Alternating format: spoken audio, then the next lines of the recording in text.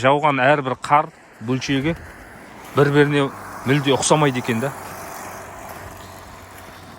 Қардың жауының өзі Алланың берген үлкен жақсылығы ғой. Алланың хақтығын көрсетеді, бірлігін көрсетеді.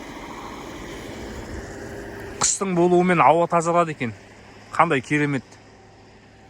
Қыста қар жауымен ауа тазарады.